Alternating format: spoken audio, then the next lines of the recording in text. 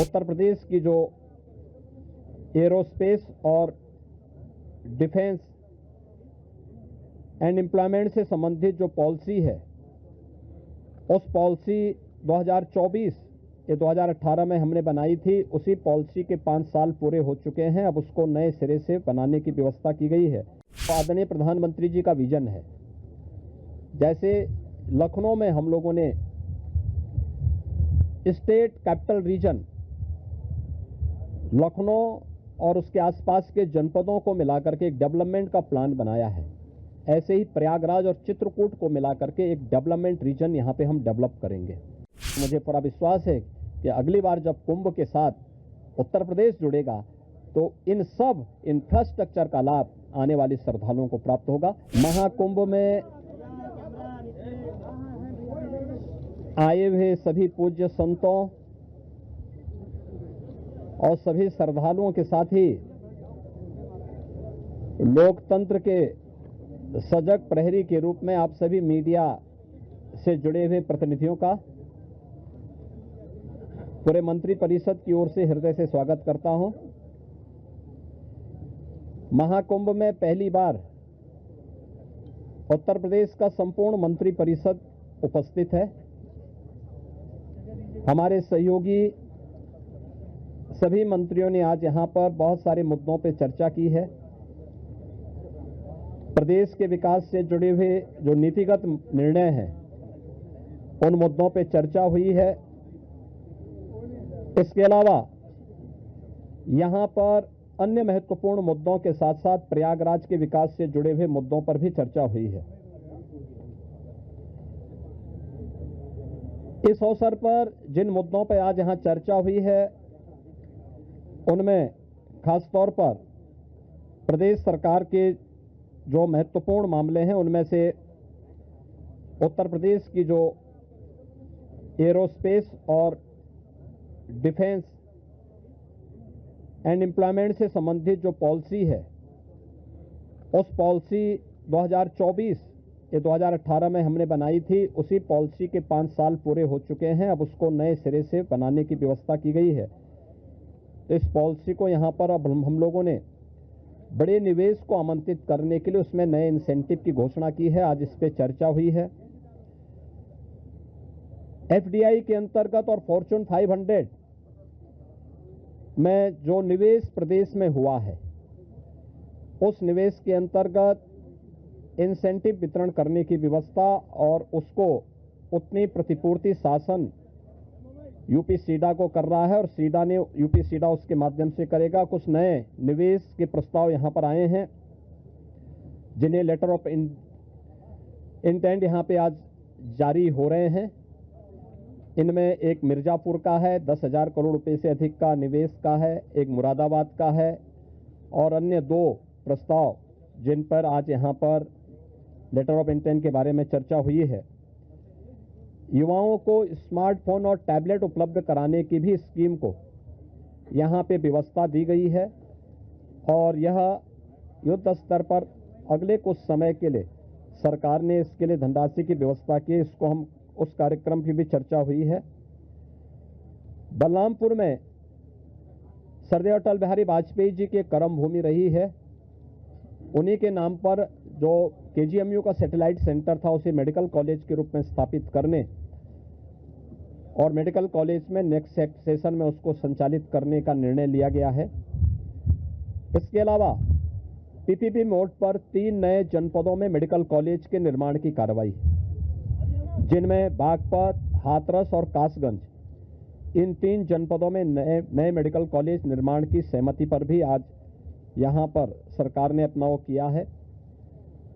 Tata technologies के साथ में मिलकर के प्रदेश के अंदर 62 आईटीआई को 5 centre of innovation, invention and incubation and training centre की स्थापना के बारे में भी एक नए प्रस्ताव को, जो एक प्रकार का हब एंड स्पोक मॉडल होगा और मॉडर्न एज कोर्सेज के साथ उत्तर प्रदेश के युवाओं को जोड़ने के लिए कार्यक्रम के साथ सहमति भी आज मंत्री परिषद ने यहां पर इस प्रस्ताव को भी दिया है।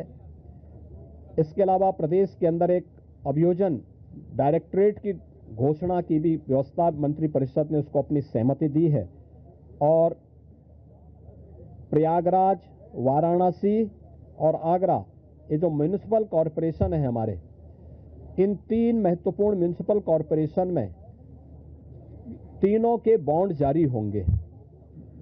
अब तक हमने लखनऊ और गाजियाबाद के बॉन्ड जारी किए थे, जिसके बहुत अच्छे रिजल्ट सामने आए हैं। यह म्यूनिसिपल कॉरपोरेशन की ब्रांडिंग करने का, उसके विकास को आगे बढ़ाने का एक महत्वपूर्ण माध्यम होता है और एक नई दृष्टि मिलती है और एक पहचान मिलती है संबंधित कॉरपोरेशन को। यहां पर आप प्रयागराज के महत्व को आप देख रहे हैं। वैश्विक मंच पर इस समय हमारा प्रयागराज छाता हुआ दिखाई दे रहा है। जिस श्रद्धा के साथ पिछले एक सप्ताह के अंदर 9.25 करोड़ से अधिक श्रद्धालुओं ने संगम में आकर के पावन स्नान का आनंद लिया है, अनुभूति की है, वह यानी अविस्मरणीय है, अकल्पनीय है। तो प्रयागराज म्युनिसिपल कॉरपोरेशन प्रयागराज के लिए एक सुपर स्पेशलिटी हॉस्पिटल के लिए एक बॉन्ड जारी करने जा रहा है। ऐसे ही आगरा के लिए एक बॉन्ड जारी होने जा रहा है। वहां से संबंधित जो आवश्यकता है वहां का म्युनिसिपल कॉरपोरेशन जारी करेगा। और वाराणसी काशी विश्वनाथ धाम आदरणीय प्रधानमंत्री जी की प्रेरणा से बनने के बाद काशी वैश्विक पटल पर छा रहा है। तो स्वाभाविक रूप से 3 म्युनिसिपल कॉरपोरेशन के बॉन्ड जारी करने की कार्रवाई को भी यहां पर आज घोषणा के साथ हम लोगों ने इसको जोड़ा है।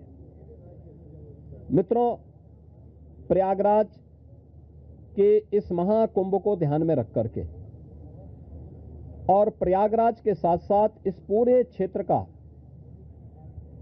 एक सस्टेनेबल डेवलपमेंट के कार्यक्रम के साथ जोड़ने की कार्रवाई आदरणीय प्रधानमंत्री जी की प्रेरणा से इसको आगे बढ़ाने के लिए सरकार ने तय किया है कि इसको लेकर के हम लोग जो आदरणीय प्रधानमंत्री जी का विजन है, जैसे लखनऊ में हम लोगों ने स्टेट कैपिटल रीजन लखनऊ और उसके आसपास के जनपदों को मिलाकर के एक डेवलपमेंट का प्लान बनाया है, ऐसे ही प्रयागराज और चित्रकूट को मिलाकर के एक डेवलपमेंट रीजन यहां पे हम डेवलप करेंगे। इसके लिए इंफ्रास्ट्रक्चर के लिए जो महत्वपूर्ण होगा वह एक गंगा एक्सप्रेसवे का एक्सटेंशन हम लोग देंगे। गंगा एक्सप्रेसवे प्रयागराज से मिर्जापुर से भदोई होते हुए संत रविदास नगर होते हुए यह काशी, चंदौली और गाजीपुर में पूर्वांचल एक्सप्रेसवे के साथ जुड़ेगा। इसके अलावा वाराणसी और चंदौली से यही एक्सप्रेसवे सोनभद्र को जोड़ते हुए नेशनल हाईवे के साथ जुड़ेगा। तो यह इंफ्रास्ट्रक्चर की दृष्टि से जैसे प्रयागराज में प्रयागराज चित्रकूट डेवलपमेंट रीजन यहां पे हम लोग तैयार करने जा रहे हैं, वैसे ही वाराणसी में भी वाराणसी बिंद एक डेवलपमेंट रीजन वहां पे भी डेवलप करने की कार्रवाई पर नीति आयोग के साथ मिलकर के इस कार्यक्रम को तेजी के साथ आगे बढ़ाया जा रहा है। तो ये डेवलपमेंट के वे रीजन होंगे जो वास्तव में यहां की न केवल पर्यटन की दृष्टि से बल्कि आर्थिक उन्नयन में और यहां पे रोजगार सृजन में बड़ी भूमिका का निर्वहन करेंगे। उस प्रकार का इंफ्रास्ट्रक्चर की दृष्टि से एक्सप्रेसवे एक तो ये एक्सटेंशन हम लोग इसको करने जा रहे हैं जो प्रयागराज, बिंद और काशी एक्सप्रेसवे के रूप में इसे हम लोग जानेंगे। दूसरा है चित्रकूट और प्रयागराज के गंगा एक्सप्रेसवे को जोड़ने के लिए बुंदेलखंड एक्सप्रेसवे को गंगा एक्सप्रेसवे के साथ यहां पर भी जोड़ने की एक कार्रवाई को आगे बढ़ाना, जो चित्रकूट की दूरी को प्रयागराज के साथ जोड़ सके और रीवा हाईवे जो नेशनल हाईवे है, इस हाईवे को भी एक सुविधा इस एक्सप्रेसवे के साथ, गंगा एक्सप्रेसवे के साथ या फिर बुंदेलखंड एक्सप्रेसवे के साथ जुड़ने का एक अवसर प्राप्त होगा। तो ये 2 महत्वपूर्ण के साथ साथ प्रयागराज की अपनी आंतरिक चैलेंजेज हैं, ट्रैफिक के चैलेंजेज हैं, और इसमें हम लोगों ने अभी से यहाँ पर पहले आदरणीय प्रधानमंत्री जी की प्रेरणा से भारत सरकार के राष्ट्रीय राजमार्ग विभाग ने लखनऊ रायबरेली होते हुए प्रयागराज की दूरी को बहुत आसान किया है, जिसमें गंगा नदी पे एक 6 लेन का ब्रिज भी बन रहा है। इस समय हमने उसकी एक व्यवस्था स्टील ब्रिज दिया है इस पूरे महाकुंभ के दौरान, जो प्रॉपर रूप से कार्य कर रहा है, लेकिन वो नया ब्रिज भी समय रहते हुए कंप्लीट हो जाएगा। ऐसे ही अन्य कनेक्टिविटी के लिए यहाँ से मिर्जापुर, जौनपुर, वाराणसी, आजमगढ़, गोरखपुर की कनेक्टिविटी को बनाए रखने के लिए यहाँ पर जो मांग हो रही थी, प्रयागराज शहर की तरफ से सलौरी और हेतापट्टी के बीच में, झूसी के बीच में इस पूरे ब्रिज को बनाने की एक कार्रवाई को, 4 लेन के एक ब्रिज को सरकार इसको बनाएगी। दूसरा, रीवा की तरफ से और जो आपके अरेल की ओर से जो यहाँ पे प्रेशर है यमुना जी के ब्रिज पे, सिग्नेचर ब्रिज आज से 20 साल पहले बनकर के तैयार हुआ था। आज यहाँ पर उसकी दृष्टि से बहुत महत्वपूर्ण आवश्यकता यहाँ पर है कि उसके पैरेलल एक नया ब्रिज बने।